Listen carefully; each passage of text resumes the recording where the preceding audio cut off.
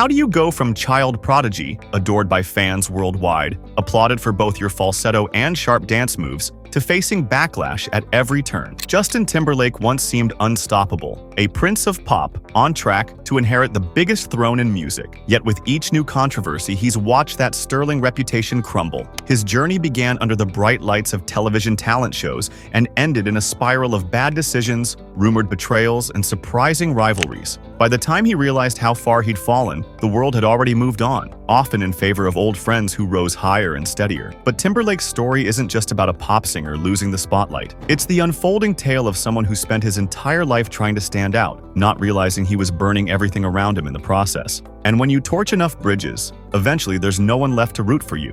Justin Randall Timberlake was born in Memphis, Tennessee, an area rich with musical history. Memphis was known for blues, soul, and rock and roll. Growing up there gave Justin not only a sense of pride, but a desire to be special. At age 11, that urge to shine pushed him to audition for a show called Star Search, where he performed as a country crooner under the stage name Justin Randall. He lost, but that moment only made him more determined. People who knew him back then often described a bright-eyed kid whose biggest fear wasn't losing, but being ordinary. When he joined the all-new Mickey Mouse Club at 12, Justin stepped into a bubble of super talented peers. The reboot featured future megastars like Britney Spears, Christina Aguilera, and Ryan Gosling, plus Justin's eventual NSYNC bandmate, J.C. Chases. While all of these young performers could dance and sing, each needed a personal hook to stand out on a crowded stage. Christina had raw vocal power, Britney had that early star glow, and Ryan was the sly, comedic charmer. Justin, determined to be different, doubled down on humor and clown-like enthusiasm. He cracked jokes, pulled funny faces, and mugged for the camera, with the carefree abandon of someone who thought, if I'm the comedic one,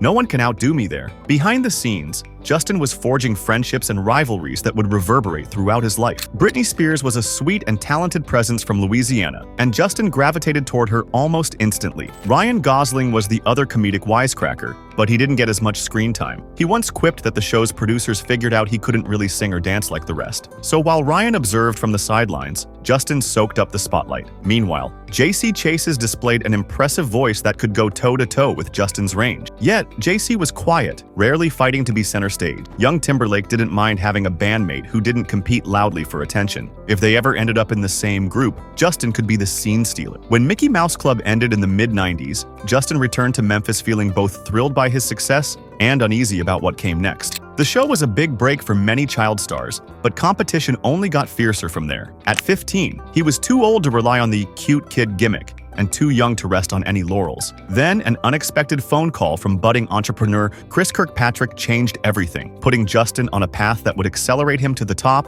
and eventually leave him stranded and criticized.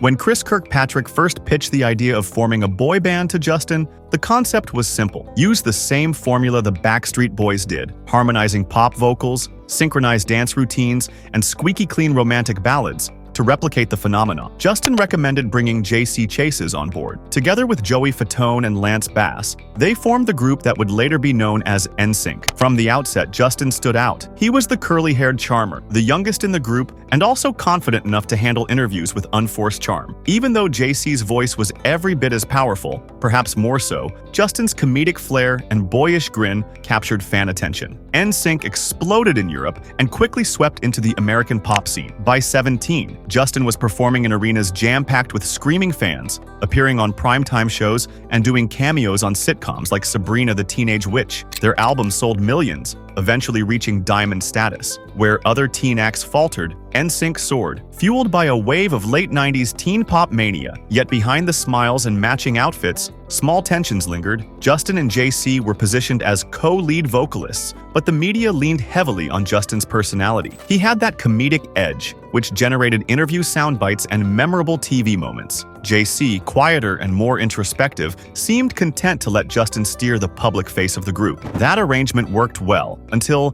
NSYNC found themselves overshadowed by even bigger pop stars who didn't need backup singer. Enter the late 90s. A triumphant era for teen pop. Britney Spears had just launched her own solo career, catapulting her to international superstardom with Baby One More Time. Christina Aguilera followed, setting the industry on fire with her knockout vocals. Both had been Justin's peers in the Mickey Mouse Club, and they were now blazing separate trails. Meanwhile, Justin was still part of a group, albeit a massively successful one. He and Britney reconnected on a deeper level when NSYNC and Britney toured together. The two started dating in 1999, forming what the media labeled Pop's royal couple. Headlines read, "Prince of Pop meets Princess of Pop." They were young, influential, and had an incredible amount of buzz. It seemed like a perfect pairing. Privately, the relationship wasn't so glossy. Justin's competitiveness flared up again. Britney's star grew at a rate he couldn't quite control. She performed at the Grammys, headlined the Super Bowl, acted in a movie, and scored million-dollar brand deals. Justin, on the other hand, shared the stage with 4 other guys. Then came a heartbreaking personal moment. According to Britney's memoir, she and Justin discovered she was pregnant. She felt torn. Part of her wanted to keep the baby, while Justin insisted they weren't ready. Worried about the professional and public fallout, he reportedly convinced her to handle the procedure at home in secret. The experience was profoundly painful for Britney,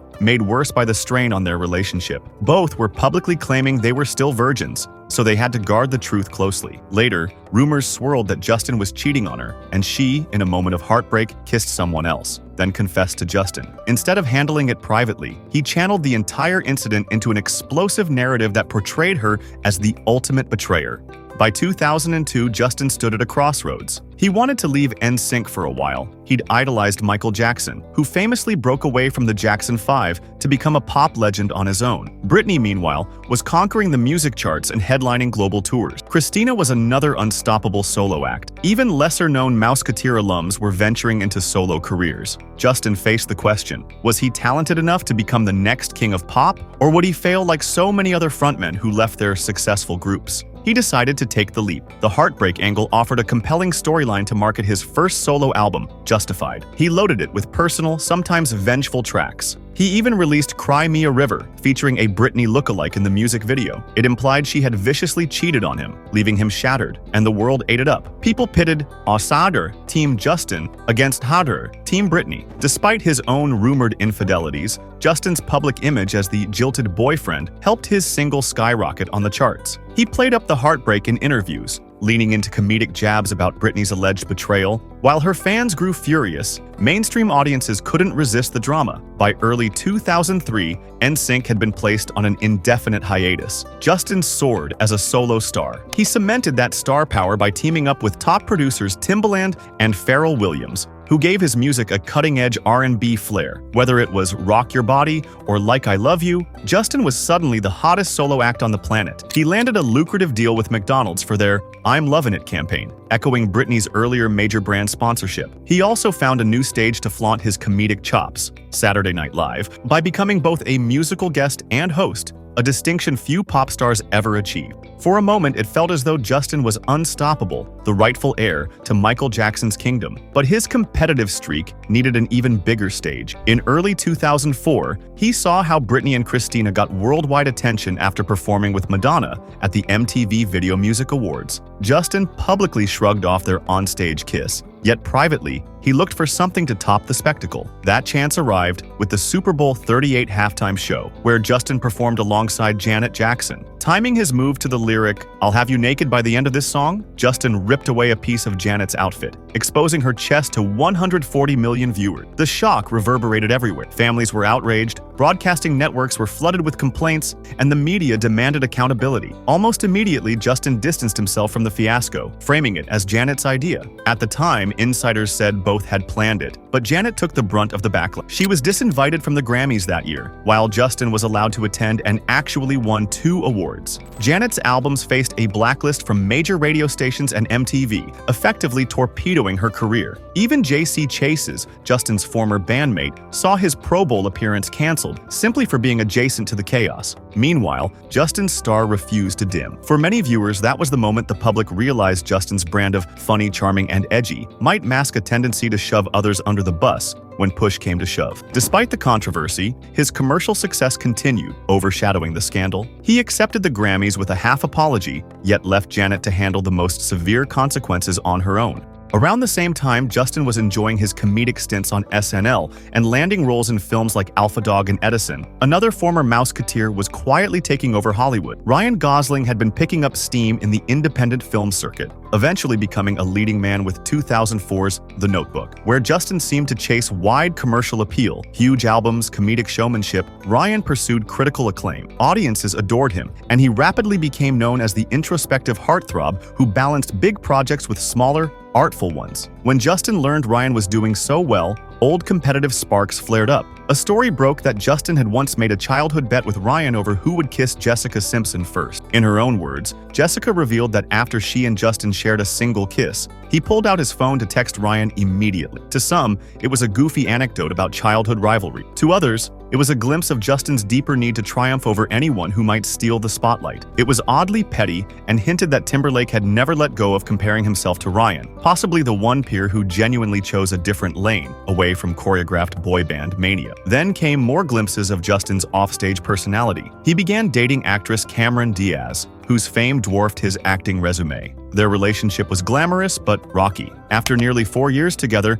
they reportedly broke up in a heated shouting match at an event, possibly spurred by Justin flirting with future wife Jessica Biel. Critics noted a pattern. Justin seemed most comfortable when he outshone his partner, or at the very least wasn't overshadowed. Cameron was the highest-paid actress in Hollywood at one point, an undeniable star. Jessica Biel, on the other hand, was famous, but her film career wasn't commanding the same level of attention. They became on-and-off partners for years, allegedly spurred by Justin's recurring infidelities. When they finally married, rumor has it Jessica insisted on a hefty infidelity clause in their prenup, a sign that mistrust remained. As the 2010s rolled on, Justin tried to stay fresh in music, pivoting from R&B-laced pop to a more mainstream pop-rock fusion. Yet cracks in his persona began to show. People started pointing out how heavily he leaned on black producers like Timberlake and Pharrell for authenticity, effectively borrowing the sound of R&B hip-hop without openly addressing what that meant. Accusations surfaced that he was cosplaying black culture when it suited him. Justin tried to shrug it off, but each time he tweeted something that felt dismissive, like when he praised actor Jesse Williams' speech on racial injustice without acknowledging his own privilege, critics grew louder. He also stumbled during the Time's Up era by wearing the movement's pin at a major awards ceremony, only for the public to note he was actively working on a project with Woody Allen, whose controversies were widely known. That's when Justin's comedic interview shtick began to fail. People weren't amused when he redirected serious questions with jokes about his own face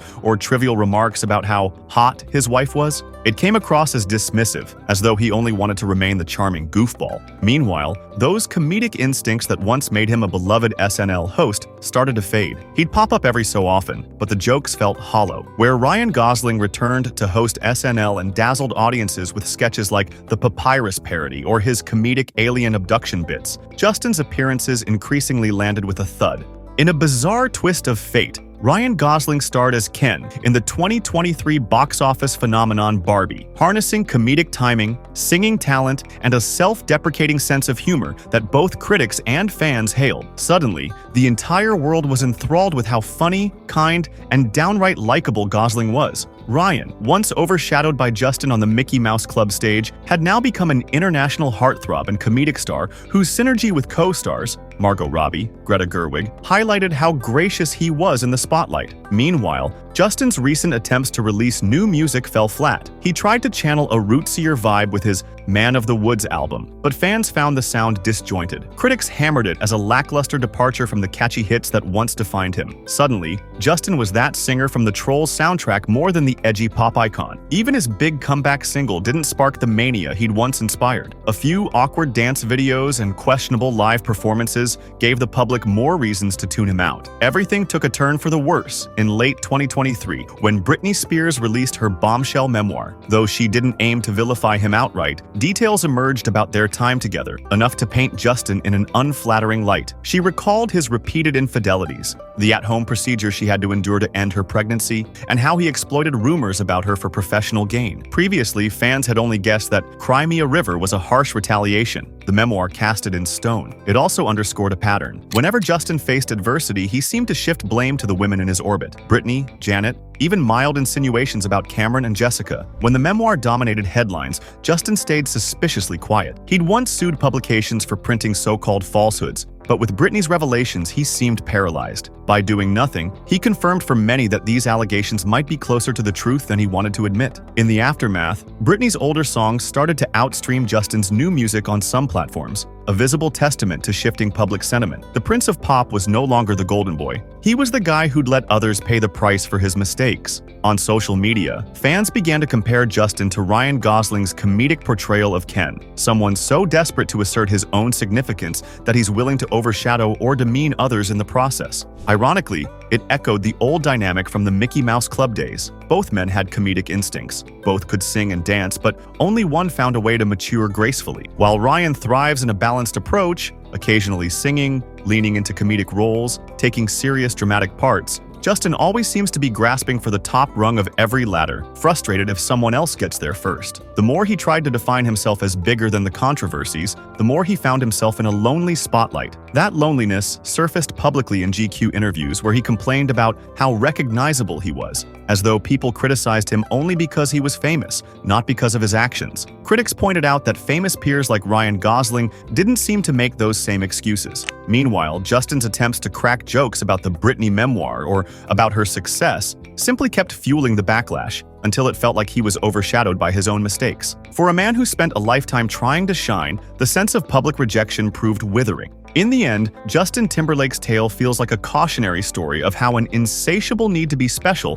can backfire. Rather than cherishing collaborators and uplifting peers, he left a trail of burned bridges. Janet Jackson's career was derailed. Britney Spears endured years of negative headlines tied to his narrative, and even J.C. Chase's saw major opportunities slip away. Now, as Justin contemplates his next chapter, rumored interviews, possible new albums, he's discovering that when you spend so long highlighting yourself at others' expense, you eventually become the target of collective frustration. The question for Timberlake is whether he can find a way to apologize, make real amends, and pivot toward the humility and genuine kindness that once made him a lovable kid from Memphis. Because if there's one truth we've learned from pop culture, it's this: audiences will forgive a lot if they sense real regret and changed behavior. But if you keep doubling down on a showman act that only works if the rest of the world is your punchline, people lose interest and respect fast. Ultimately, the Prince of Pop never quite became the king, and maybe that's for the best. After all, if you spend too long chasing the throne, you can lose sight of what made you want it in the first place: the sheer love of music and authentic self-expression. For now,